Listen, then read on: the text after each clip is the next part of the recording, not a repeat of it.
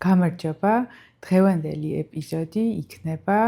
აიაჰუასკას ცერემონიის შესახებ, რომელიც არის აბორიგენი ამერიკის კონტინენტის მოსახლეობის ჩვენთვის ინდიელების უძველესი, ესე ვთქვათ, ცერემონია და ტრადიცია და რიტუალი, კონკრეტულად კი ამაზონის ჯუნგლებში მცხოვრები ინდიელებისთვის. იქიდან გამომდინარე, რომ მე ამ ცერემონიაში მივიღე მონაწილეობა 3-ჯერ და უკვე გავიდა რამდენიმე თვე. გადავწყვიტე, რომ გაგიზიაროთ ვიდეო, რომელიც ჩავწერე არა YouTube-ისთვის, არამედ ჩემთვის, რომ მქონოდა მახსოვრობა, რა გადამხდა თავს, რა ემოციები მქონდა და ძირითადად მთელი ეს ეპიზოდი იქნება ეგ ვიდეო. უბრალოდ დღეს ვნახე და მომინდა, რომ რაღაცეები დამემატებინა, რასაც ვფიქრობ, რომ ძალიან მნიშვნელოვანია, რომ ჩემმა მაყურებელმა იცოდეს. პირველ რიგში მინდა აღვნიშნო, რომ აიაჰუასკა არის ფსიქოდელიური გამოცდილება, ეს არის ფსიქოდელიური გამოცდილება, ოღონდ არა დასვენების და არა გართობის რეკრეაციის მიზნით, არამედ ფსიქოლოგიური და ფიზიკური ჯანმრთელობის პრობლემების, ტრამვების და სხვადასხვა, ესე ვთქვათ, საკითხების დასამუშავებლად, რაც ადამიანებს აწუხებთ და თანამედროვე მედიცინაში, ისეთ ქვეყნებში, როგორიც არის შვეიცარია და კანადა, უკვე გამოიყენება ტერმინალური დაავადებების მქონე ადამიანებთან სამკურნალოდ, მათი, ესე ვთქვათ, ბოლო დღეების გაუმჯობესებლად და ასევე გასახანგრძლივებლად და ფართოდ გამოიყენება ადამიანებში, ვისაც აქვთ დამოკიდებულება სხვადასხვა მიმართულებით. შეიძლება იყოს ნარკოტიკი, ალკოჰოლი, თამაში და სხვა დესტრუქციული, ესე ვთქვათ, დამოკიდებულებები. მაგრამ ამაზონის ჯუნგლებში მცხოვრები ინდიელები არ გამოიყენებენ ამ მედიცინას მხოლოდ რადიკალურ შემთხვევებში, რაც ახლა ჩამოვთვალე, არამედ გამოიყენებენ ისე, როგორც რელიგიას, მათ ცხოვრების ნაწილს, ზოგი ყოველდღიურად, ზოგი ყოველკვირეულად, ყოველთვიურად, წლიურად გააჩნია მოკლედ ტომს, როგორი წესი აქვთ, როგორი ბელად იყავთ, როგორი შამანი ყავთ და ასე შემდეგ. და იქიდან გამომდინარე, რომ ჩვენ პანამაში ვცხოვრობთ, ეს ყველაფერი აქ, ესე ვთქვათ, არის მიღებული და კულტურის ნაწილი. სანამ ჩავრთავ, სანამ ნახავთ ვიდეოს, რომელიც გადავიღე 30 აგვისტოს, ჩემი მეორე აიაჰუასკის ცერემონიის შემდეგ დღეს გადაღებულს, მინდოდა ასევე მეთქვა, რომ ეს არის ჩემი ამბის გაზიარება, ჩემი აღქმის, ჩემი შთაბეჭდილებების და არ ნიშნავს, რომ თქვენ იგივე გამოცდილება გექნებათ, ამიტომ არ მიიღოთ ეს რჩევად ან კონსულტაციად, ყველამ უნდა გააკეთოს თავისი პირადი კვლევა, გამოარკვიოს, თვითგამორკვევა გააკეთოს, რამდენად მზად არის ამ ყველაფრისთვის და შემდეგ მიიღოს გადაწყვეტილება და რა თქმა უნდა, რაც ყველაზე მნიშვნელოვანია, უნდა კარგი კვლევა და გამოკითხვა ჩაატაროთ, სად დაესწრებით ცერემონიას, ვინ იქნება ტაიტა, წამყვანი, რისგან შედგება, რა მუსიკა იქნება და ასე შემდეგ. თუმცა ამ დეტალებზე მე რო არ ვისაუბრო, ინტერნეტში საკმაოდ ბევრი ინფორმაციაა. თუ გაინტერესებთ ეს საკითხი, არ დაგესარებათ და თქვენ თვითონაც ნახავთ და ვისაც აინტერესებს უფრო ფსიქოლოგიური ნაწილი ამ ყველაფრის, გირჩევთ, რომ გაბორმატეს ვიდეოები ნახოთ ამ საკითხზე. მე პირადად ამ ადამიანს ძალიან ვენდობი და ერთ-ერთი გადამწყვეტი ფაქტორი, რატომაც მივენდე ამ ცერემონიას, იყო ზუსტად გაბორმატეს გამოცდილება. აიაჰუასკას ცერემონიაზე პირველად ვიყავი დაახლოებით თებერვალი-იანვრის თვეში 2025 წლის და პირველი გამოცდილება არ მომეწონა და ვთქვი, როგორც ბევრი ვამბობთ ხოლმე, არასდროს არ მივალ ეს ჩემი, არ არის საერთოდ რატო გადავწყვიტე რა მინდოდა, მოკლედ არ მომეწონა იმ თვალსაზრისით, რომ ჩემმა გონებამ აბსოლუტურად არ მიიღო გაიმარჯვა პროცესზე და დამარწმუნა, რომ ეს არ იყო ჩემი, ეს არის ტყუილი, მოკლედ აბსოლუტურად ისეთი რადიკალური შთაბეჭდილებით წამოვედი, რომ კიდევ ერთი თაღლითური სქემა, რაც სულ გვაფრთხილებენ ინტერნეტში, რომ და სხვადასხვა ფილმში, Netflix-ში, რომ მოკლედ შეიძლება იყოს. მაგრამ მე ძალიან დიდი შეცდომა დავუშვი, რომ შევაფასე ეს ცერემონია იმ კონკრეტული დღით. და ეხლანდელი გამოცდილება მანახებს, რომ იმ დღეს რა განიცადე, იმ დღეს როგორ იყავი, იმ დღეს რა ინფორმაცია მიიღე,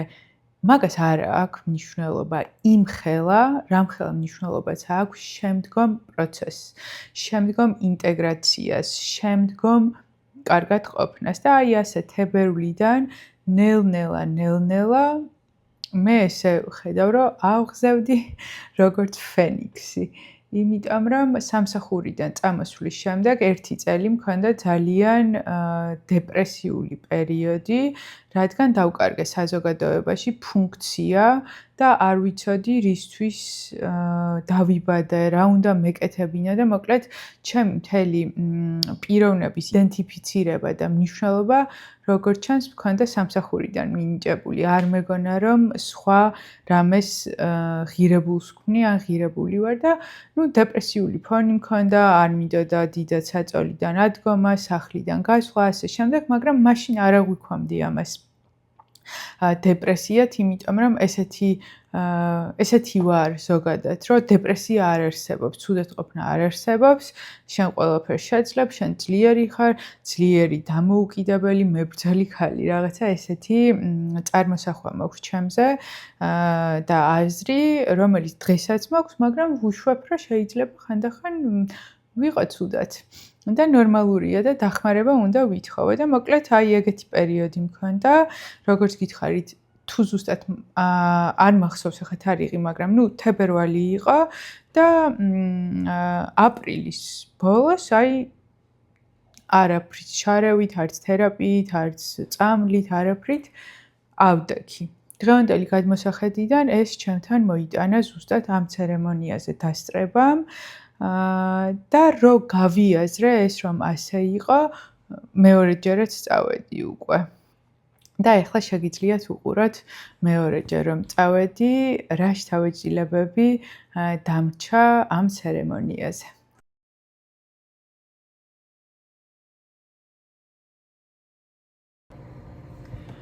ვიდეო დღიური საკუთარი თავისთვის შეიძლება, არ ვიცი, ჩემი შვილებისთვის ან ოჯახის წევრებისთვის ან YouTube-ის მაყურებლებისთვის. ეს უბრალოდ ამ მომენტში, როცა წერ ამ ვიდეოს არ ვარ ჩამოყალიბებული, რამდენად ეს ინფორმაცია შეიძლება სასარგებლო იყოს ჩემი მაყურებლისთვის, ამიტომ ჩავწერ საკუთარი თავისთვის, ვაპირებდი ხვალ ჩაწერას, მაგრამ რაღაცნაირად აი ავდექი, ეხლა ნახევრად მძინარე და ჩავთვალე, კარგი იქნებოდა, მაშინ ჩამეწერა, როცა ჯერ კიდევ მკაფიო, ესე ვთქვათ, შთაბეჭდილებების ქვეშ ვარ და კარგად მახსოვს მეტნაკლებად ყველაფერი. გუშინ ვიყავი იაჰეს, ანუ აიაჰუასკას ცერემონიაზე პანამაში, სადაც კოლუმბიიდან ჩამოსული ოჯახი, ანუ შამანი და თავის ქალიშვილი ატარებდნენ აიაჰუასკას ცერემონიას. მანამდეც ვარ ნამყოფი, არ მომეწონა მაშინ და საკუთარ თავს ვუცხარი, რომ ეს ის არ არის, მე რაც მეგონა, ამიტომ აქ აღარ იქნება ჩემი ფეხი თხა, მაგრამ ჩემი ქმარი იყო იმ რეტრიტში, სადაც მე ვიყავი გუშინ და იმან მითხრა, რომ სხვანაირი სიტუაცია იყო, მოგეწონებაო და ასე შემდეგ. მოკლედ რაღაცნაირად აი თითქმის ბოლო დღეებში გადავწყვიტე, რომ უნდა წავიდეთ, ხო, იმიტომ რომ ძალიან ბევრი წელი ვაგროვებდი ამ მიმართულების და ცოდნის და მედიცინის ირგვლივ ინფორმაციას და რაღაცა სულ მინდა და რომ ეს გამოცდილება მქონოდა და პირველი გამოცდილება იყო ძალიან იმედის გაცრუება და აქედან გამომდინარე, მოკლედ ეს თელი ჩემი ბერძლიანი ინტერესი რაღაცნაირად კი არ ჩავკდა, გულისწყეთა მქონდა რა, იმიტომ რომ რაღაც ის იმედი როგორ კიდე რომ სამყაროში რაღაცეები არსებობს იმისთვის რომ ჩვენ უკეთესად ვიცხოვროთ. მოკლედ გუშინ წავედი წესით 2 დღიანზე უნდა ყოფილიყავი 2 ღამე და 3 დღე, მაგრამ ერთ ღამე დავრჩი და დავბრუნდი, ანუ სრულ ცერემონიას არ დავესწარი და მოვყვები რატო. თავიდან მქონდა რაპეს ცერემონია, სადაც 3ჯერ შევისუნთქეთ რაპე მარცხენა და მარჯვენა ნესტაში, რომელიც არის ძალიან მწარე, მაგრამ ეს კონკრეტული შამანი თვლიდა, რომ მithulis მისი წესით 3ჯერ რაპე უნდა შეისუნთქო იმისთვის, რომ იყო ფოკუსირებული, დაბალანსდეს ნათელი და ბნელი, კეთილი და ბოროტი, ანუ რაღაცნაირად ცენტრი გასწორდეს, რომ აიაჰუასკას აღარ მოუწიოს ამაზე მუშაობა. აიაჰუასკას ინდიელები იაჰეს ეძახიან და მეც იაჰეს დავუძახებ, რაღაცნაირად ეს სახელი მგონია, რომ უფრო შეეფერება და მოკლედ გავაკეთეთ ეს რაპე, მე არ მინდოდა გაკეთება, მაგრამ წესი არის, რომ თუ მიდიხარ მანდ, ესე თქვას, რომ თუ აქ მოხვედით, რასაც გეტყვით, რომ აუცილებლად უნდა გააკეთოთ, უნდა გააკეთოთ და რაც ახლა სარეკომენდაციო ხასიათისაა, შეგიძლიათ არ გააკეთოთ, თუ არ გინდათ. მოკლედ იძულებული ვიყავი რაპე გამაკეთებინა საღამოს 11 საათზე დაიწყო ჩვენი რიტუალი, სულ ვიყავით 20, ოღონდ აქედან იყო 9 ადამიანი, ის ვინც ცერემონიის, ესე ვთქვათ, ორგანიზატორები იყვნენ, შამანი, ანუ ტაიტი, თავისი ქალიშვილი, მომღერლები, სხვადასხვა მუსიკალურ საკრავზე დამკვრელები, ექიმი, ის რა ქვია, მასაჟისტი და მოკლედ აი ბევრი ადამიანისგან შედგება და თვითონ გუნდი სულ ჩასული, მისული ვიყავით 11 ადამიანი ამ ცერემონიაზე და მართლა ძალიან დიდ ყურადღებას გვაქცევდნენ. აი ინდივიდუალური ყურადღება გქონდა 11 კაცს 9 ადამიანისგან და ძალიან კარგი იყო ეს. ანუ რაღაცნაირად სივრცე ძალიან მომეწონა, აი ჯუნგლებში აშენებული ეს ხის ნახევრად ღია სახლი, აი დიდი ძალიან შუაში ცეცხლით და ძალიან მომეწონა სივრცე, ხალხიც ენერგეტიკულად და ეგრევე ნდობით განვეწყვე. დავლიეთ პირველი ჭიქა, ესეთი რაღაცა საქართველოში არ არის ჭიქებს რო ეძახიან, ეგეთი ზომის ჭიქა ნახარში იაჰესი და ყველას ჰქონდა ერთნაირად სულ სავსე, აი თითქმის რომ გადმოდის ეგეთი საშინელი გამოვაქ, ეხლაც რომ მოხსენდება, მაგრამ ნუ აიტან რა და ეგ დავლიეთ და ვისხედით ცეცხლთან. რეკომენდაცია იყო, რომ ძირითადად მჯდომარე ან მოსიარულე პოზიციაში ყოფილიყავით. არა და ამ ფილმებში და რაღაცაებში აჩვენებენ, რომ უნდა იწვე და თითქოს წვანან და რაღაცა ეგეთი რა, მაგრამ ნუ აქ ეგრე გვითხრეს და რადგან ახლა ეს ტაიტი, ანუ შამანი თავის ცერემონიას ატარებდა, შესაბამისად იმის წესები უნდა გაითვალისწინოთ. დავლია, მოკლედ, სადღაც თითქმის ნახევარზე მეტ ადამიანებს უკვე გული აერიათ და მე არ მერევდა გული და ნუ მეთქი როგორც პირველ ჯერს და ალბათ ეს არ არის ჩემი, რატო დავლია, რატო მოვედი, ჯობია რომ გუგასთან და მაქსიმუსთან ერთად დავრჩენილიყავი სახლში, რას ვეძებ ამ ცხოვრებისგან, ისედაც ყველაფერი მაქვს, ესეთი ფიქრები არის და ნუ ერთ საათში ამერია გული და გულის რევა მქონდა საკმაოდ ისეთი რა ინტენსიური, ესე ვიტყოდი, მოკლე პერიოდი, მაგრამ ბევრი გული ამერია და ისა ხმით და რაღაცა და გული რო ამერია ძალიან გამოვხიზდი, ანუ მანამდე სუფხიზელი ვიყავ, უბრალოდ უკვე მეძინებოდა, მე 11-ზე ისედაც ვიძინებ და უკვე გვიანი იყო პირველი ორი და მოკლედ მეძინებოდა და ну ძალიან ფრიზელი ვიყავი და რაღაცა გავფრაზდი, რომ ელენე რა არის ეს, მე რამდენიჯერ უნდა ცადო რაღაცა, რაც არ არის შენი და ну არა მაქვს ეგეთი ბევრი გამოცდილებები, მაგრამ წინა აი ჯაჰეს გამოცდილებას გულისხმობდი ეტყობა და რითვერ დაეტიე სახლში, რა გინდა ახლა ამ ჯუნგლებში და რაღაცა და ну რაღაც ისეთი გულდაწყვეტით დავწექი ისევ რა და რა დავწექი ნახევრად ვიწექი, ნახევრად ვიჯექი და მოვიდა ისევ გიდი, ну ანუ ორგანიზატორი და მითხრა რომ ხო გახსოვსო რომ ტაიპმა დასაწყისშიო ცერემონიის თქვა რომ რეკომენდირებული არ არის წოლა, იმიტომ რომ როცა წევხართ ადვილად გეძინებათ და შესაბამისად მე აღარ გახსოვთ რა გამოცდილება გქონდა და გულში ვფიქრობ რომ აი აბსოლუტურად ფრიზელი ვარ და რა გამოცდილება უნდა დამამახსოვრდეს საერთოდ, მაგრამ კარგი რადგან აქ ვარ ავდგები და დავიჯდები. დაიწყეს მე სხვადასხვა ინსტრუმენტზე დაკვრა, სხვადასხვა ინტენსივობით, სხვადასხვა ხმოვანებით და ხალხი გარშემო რაღაცა უკვე აი ეფორია ქია უგრძნობს, ტირილის ხმა ისმის და მოხვნეშის და რაღაც ესეთი ხმებია და მეთქი აი რა ვქნათ ელო შენზე არ ჭრის ეტყობა ესეთი რაღაცები და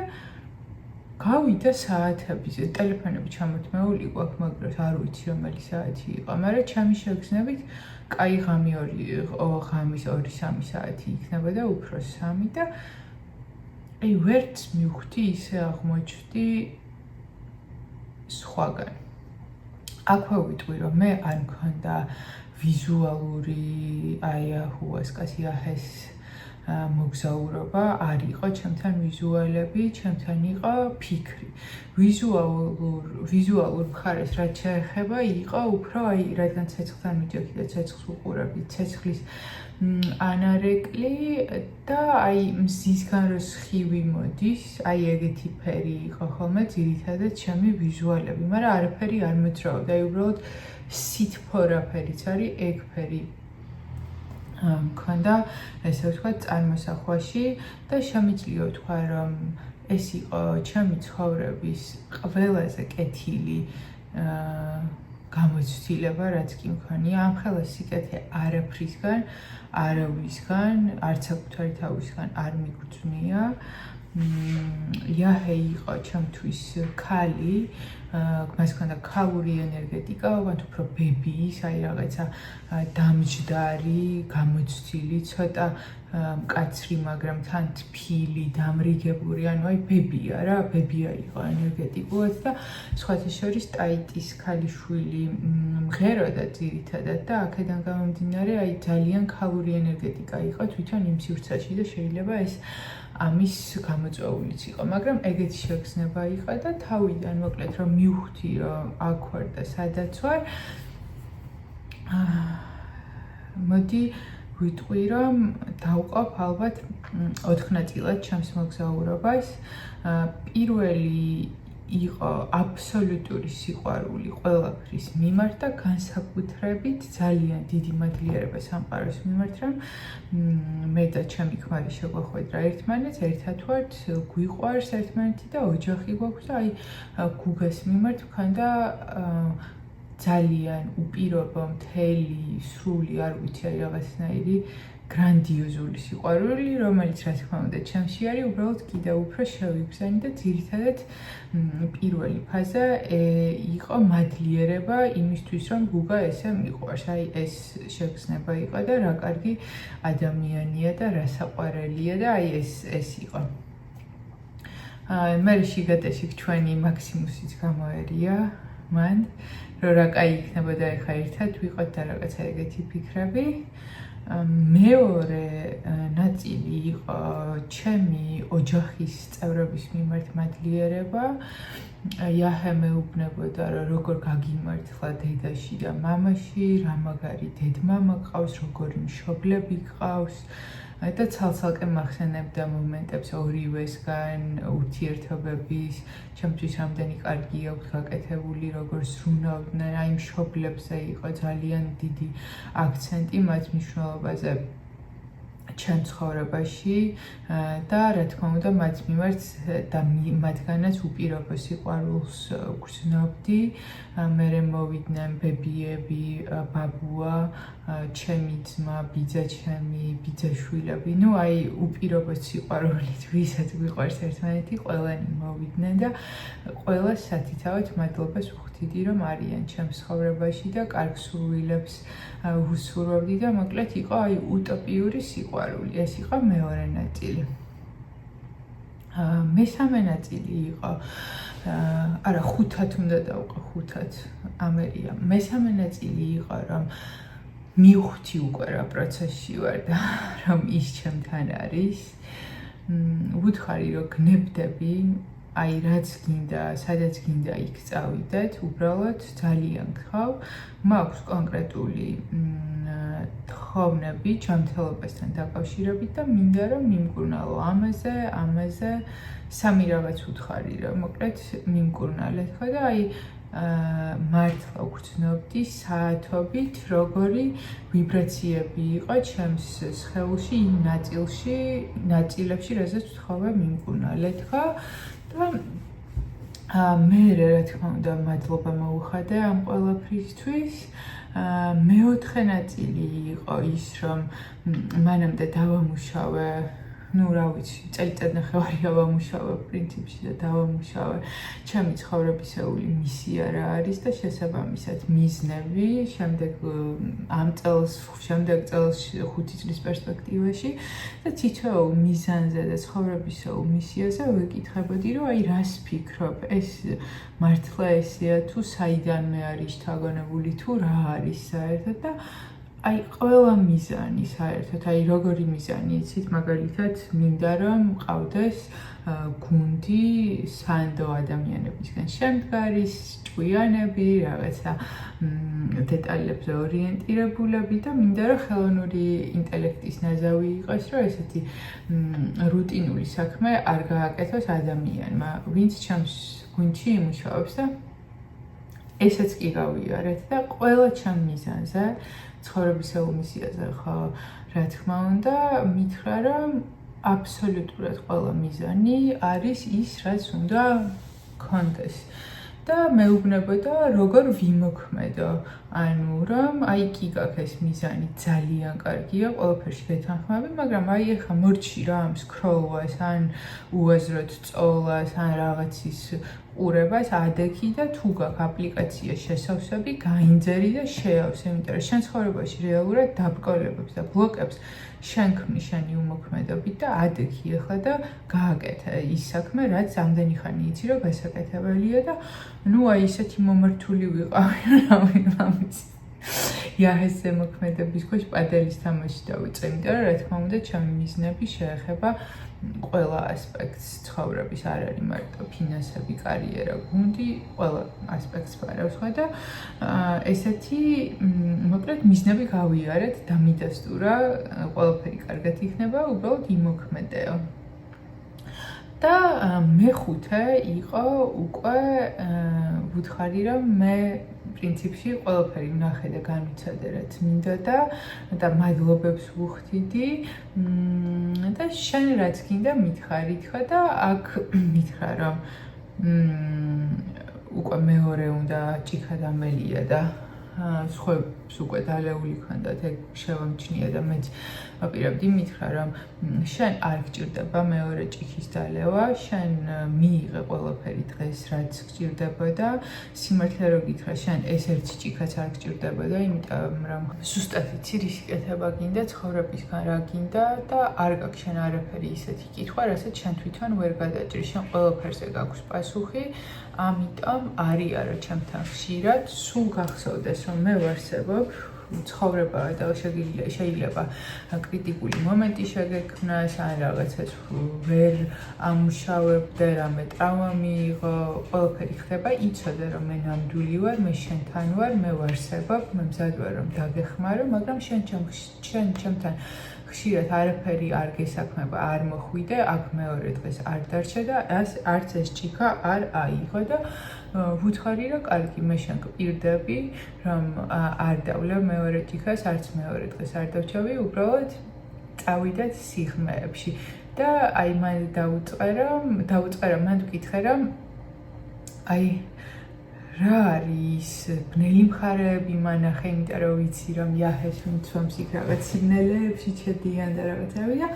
მითხრა რომ შენთვის ეგ საჭირო არ არის, შენ არ ხარ დაბადებული ტანჯვისთვის, შენ ხარ დაბადებული იმისთვის რომ ანათო, შენ ხარ თილისმა გოგონა, შენ ხარ სინათლე და შენ უნდა გაანათო შენი თავი და შენი სინათლით უნდა გაანათო სხვა ადამიანები და დაეხმარო სხვა ადამიანებს, რასაც თან უკვე ხვდები რომ შენი ცხოვრებისეული მისია აქედან გამომდინარე მე ვხედავ საჭიროებას რომ შენ ბნელ მხარეებში ჩაგახედო, იმიტომ რომ ეს შენი ბნელი მხარეები იმდენად დადრგუნული გაქვს, რომ მე არ ვაპირებ ახლა ეს ყველაფერი ამოგიყარა და სულ მეუბნებოდა რომ ვამაყობ შენით და ისე კაფიოთ მეუბნებოდა და ისე მაქებდა და არ ვიცი გულით გულწრფელად რომ ტიროდი უკვე ამ დროს რომ არ ვიცი რა სიამაყის ხსნებითა ვიფშე რა თქმა უნდა ალბათ და გული ამიჩუყდა და ტიროდი და მადლობებს მეუბნებოდი და ის იქიდან მეუბნებოდა მადლობებს რომ პირიქით შენ მადლობა რომ ესეთი ხარ და შენი გზა იპოვნა და ესეთი გოგო ხარ და მოკლედ გაუფრთხილდი შენ თავს გიყვარდა შენი თავი ივარჯიშე ბევრი ისწავლე ბევრი დაეხმარე ხალხს აი სულ ამას მიმეორებდა და აი ფაქტობრივად მეხუთე ფაზაში ჩემი მიზნები რაც გავიარე მასთან ამ მიზნებიდან გამომდინარე ქმედებებს მიბეჭდავდა ტვინში აი მაგალითად ივარჯიშე წონა მაქვს მომეტებული 25 კილო ჩემს წონასთან შედარებით და უნდა დაიკლო, დაიკელი, ჯანსაღი ყვება. ეხლა ქოუჩინგის პროგრამა მეწყება 14 სექტემბერს და ისწავლე, კონცენტრირდი ხალხს უნდა დაეხა. აი ესე მიბეჭდავდა და მეთქი რა გასაგებია ყველაფერი და მე დავბრუნდები ახლა სახლში და შევიდგები მუშაობას და აი ძალიან მაგარი იყო რა. აი ესეთი სიკეთე არ მიგვწვია არავისგან, ესეთი ამდენი ქება ის კი არა რომ აი ამპარტავანი იყო და აი ქება იმის რომ შენი თავი გაამთელე და ეხლა სხვები უნდა გაამთელა და აი თავდაჯერებულობა მომიტანა ამ ჩემმა მოგზაურობამ იაჰესთან ერთად აი ძალიან დიდი თავდაჯერებულობა მომიტანა რა ისედაც გადავწყვიტე რა არის ჩემი მისია და ამან რა ვიცი 10 საათი ჩამიბეჭდა რომ ეგ არის მიდი და აი შოკში ვიყავი რა უკვე რომ ხიზლდებოდი და ცერემონიის დახურვა იწყებოდა იქ სხვადასხვა ბული და რაღაცებს წავენ მოკლედ აი რამდენიმე წუთში ერთხელ ვაუ აი ესე ვიძახდი ღმერთო მადლობა ამ გამოცდილებისთვის ღმერთო როგორი დალოცვილი ვარ და ვუყარ სამყაროს და აი ეს იყო რასაც ვეძებდი ეს არის ის აიაჰუასკა იაჰე რაც მე წარმომედგინა რომ იყო და ძალიან დიდი ემპათია მქონდა იქ ყოფი ადამიანების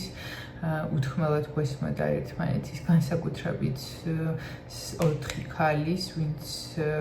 იქ იყო ვის რა გასაჭირი ქონდა როგორი იყო და მათ იმაზე მეც ვტიროდი ისინი რომ ტიროდნენ სულაც რომ შორს ყოფილიყავი მაინც ეს ემპათია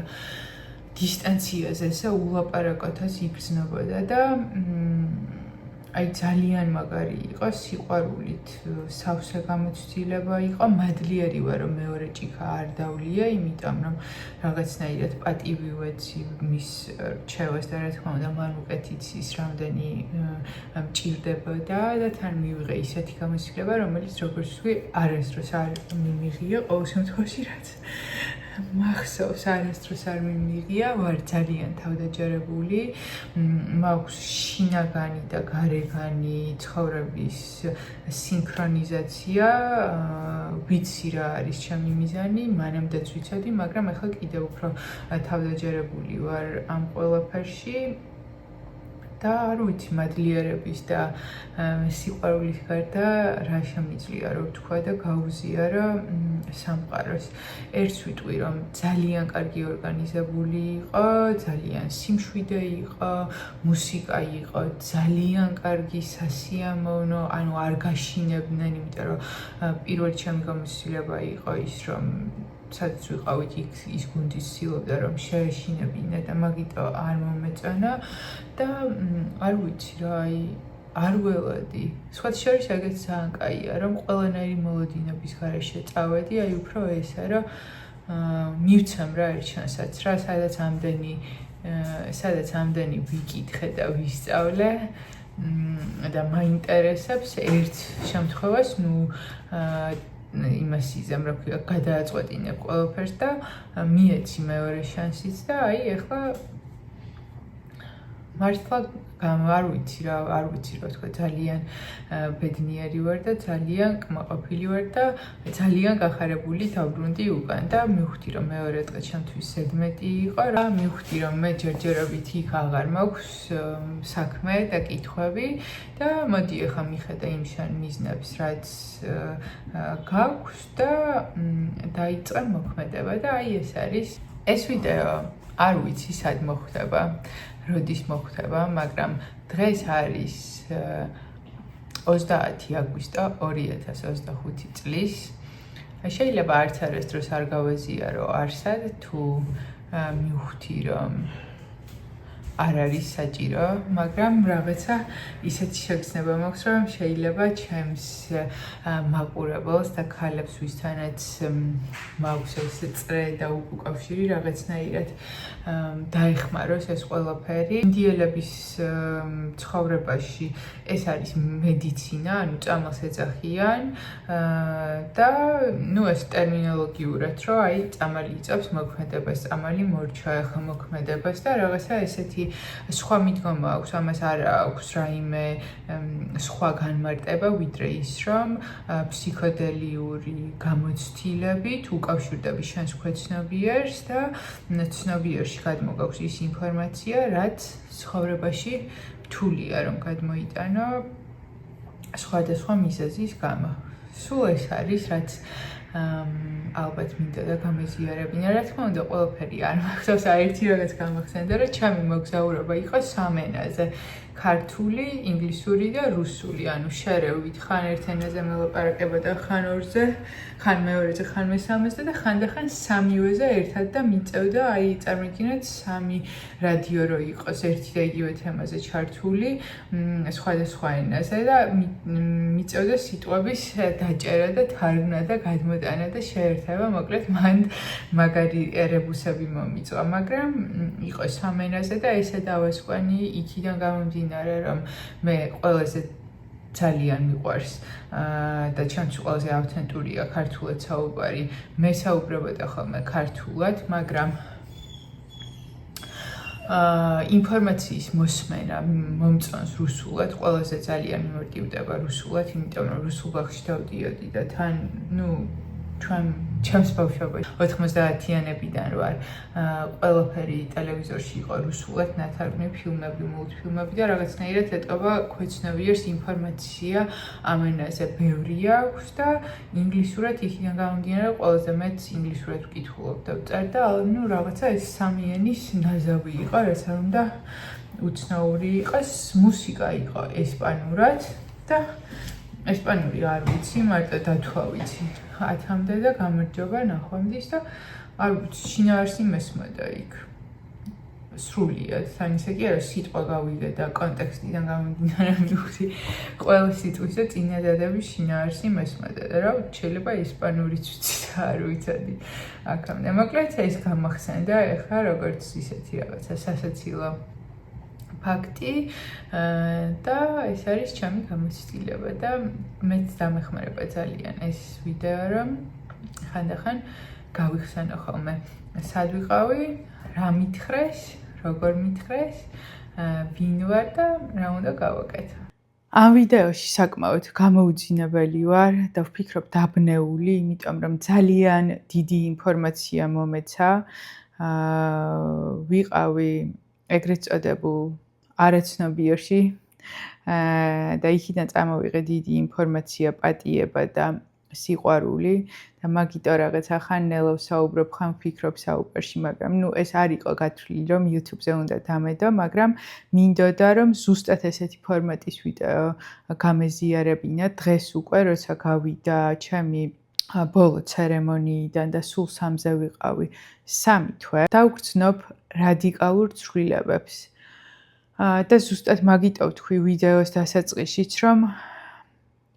არ აქვს მნიშვნელობა თვითონ ცერემონია მოგეწონება თუ არა.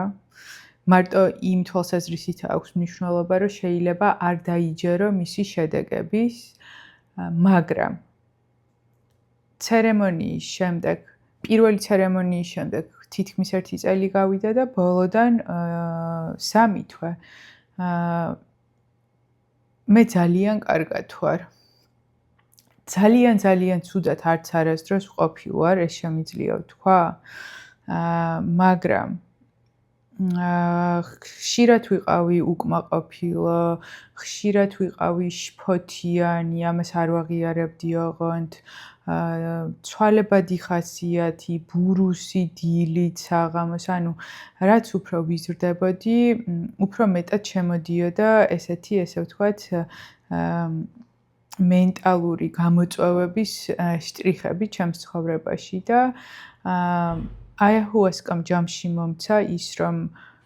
გამამთლიანა, რა თქმა უნდა, მე საკუთარ თავზე ძალიან ბევრი ვიმუშავე მანამდეც პროცესშიც და ეხლაც ვმუშაობ, მაგრამ ეს იყო ჩემთვის ბუსტერი და ბევრი იტყვის, რომ აი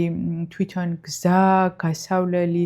პროცესი არის ძალიან სასიამოვნო, ან უნდა იყოს სასიამოვნო, ან რატომ გვინდა რომ გავიაროთ სწრაფად, ხო, განსაკუთრებით აი ეს ბაგავად გიტას, კრიშნას სწავლებებს თუ მიყვებით და მაგნაწილში ძალიან საინტერესოა, სხვათა შორის, ვისაც გაინტერესებთ, ისევ გაბორმატესა სადგურუს აზრების დაპირისპირება და პოლემიკა, მაგრამ აი ესე ჩავთვალე, რომ ბუნებაში არის საშუალება, რომელსაც, რა ვიცი, მილიონზე ბევრად მეტ ადამიანს, მილიონობით ადამიანს დაეხმარა, ზოგ შეიძლება არ დაეხმარა, მაგრამ უფრო მეც საგრძნობლად დაეხმარა და რატო არ უნდა გამოვიყენო მე, თუ ის არ ვნებს. სადაც მე ვიყავი კონკრეტულად იმ მაგალითზე ვისაუბრებ, სხვა პაციენტები ვინ იყვნენ. იყო 80 წელს გადაშორებული კაცი პარკინსონით, ახალი ინსულტ გადატანილი, რომელიც იყო ესე ვთქვათ, სკამში, თავის დამოუკიდებლად ვერ დადიოდა. იყო 2 შშმპირი, მამაშვილი, რომელიც საშინელი ურთიერთობა ჰქონდათ, გოგო, რომელიც ვერ დადიოდა, იმიტომ რომ ათეროსკლეროზი ჰქონდა, თუ სწორად ვამბობ. არავინ არ იყო სიმართლე გითხრათ, რომ ცაში დაფრინავდა სიხარულისგან, იყო რამდენიმე ყოფილი დამოკიდებული, რომელსაც უშველა ამ პროცესმა და ეს ცერემონია იმდენია საჭირო, რამდენადაც უჭირს ადამიანს, თუნდაც ფიზიკურად ან მენტალურად. მე ვფიქრობ, რომ ცხოვრების ამ ეტაპზე 3 ცერემონია ჩემთვის იყო საკმარისი და თვითონ ჩემს, ესე ვთქვათ, ჩემი ტაიტა შამანი, ვინც იყო, იმანაც მითხრა, რომ მეტი არ არის ჩემთვის საჭირო და ასევე თვითონ პროცესშიც მივხვდი, რომ მეტი არ იყო საჭირო, იმიტომ რომ მთელი ვიყავი, კარგად ვიყავი, ამაზე მეტი და კარგად თუ მინდა ყოფნა, უკვე მე უნდა ჩავდო ამაში რესურსი და აქედან გამომდინარე რაღაცნაირად შეიკრა ეს თავი ჩემი ცხოვრების და თუ როდისმე გადავწყვიტე მასთან მისვლა და ამ მედიცინის მიღება იქნება როცა ახალი გამოწვევები მექნება, ან რაღაცა დიდი ცხოვრებისეული კითხვები, არ ვიცი საერთოდ ეს ეპიზოდი ვისთვის იქნება საინტერესო.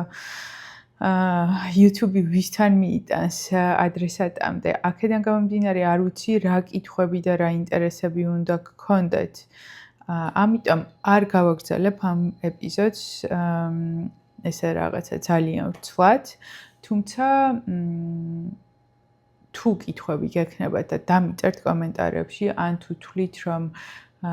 არ გინდათ საჯაროდ დაწერა, შეგიძლიათ Instagram-ზე მომწეროთ, აქ დავწერ ჩემ Instagram-ს და გიპასუხებ და შემიძლია რომ სხვა ეპიზოდიც ჩავწერო ამ საკითხთან დაკავშირებით. ეხლა კი დაგემშვიდობებით და იმედი მაქვს, რომ ჩემი გულწრფელობით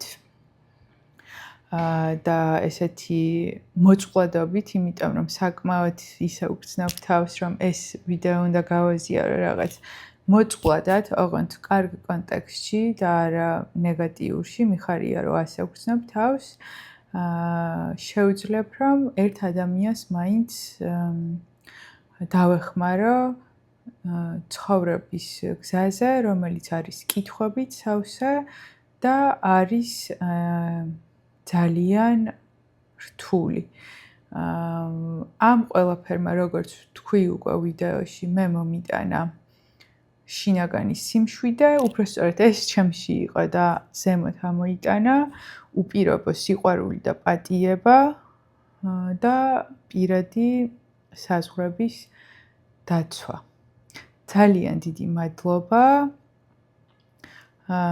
ვინც ნახეთ ეს ეპიზოდი, გიგზავნით სიყვარულს.